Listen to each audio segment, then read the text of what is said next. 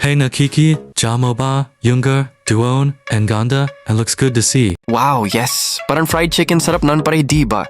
I like it, gusto ko yan, ha ha ha ha. Tara mamaya, after Naya mag TikTok. Let's have her name it. Makuha, Nitan, C. Yayi ha ha ha ha. Tuloy po kayo. Pasok po ate. Ang tunay na straight ay hindi sa kabastusan at hindi rin dapat magyabang at manira ng puri sa kababaihan. Dapat tayo magbigay ng respeto at pagmamahal sa kababaihan, lalong-lalo na sa mga nagbigay ng buhay sa ating mundo. Ito po ang inyong Denver Ninong Castro, nagbibigay pugay para sa ating mga kababaihan. Palaging tandaan, ang respeto at pagmamahal ay dapat nating matutunan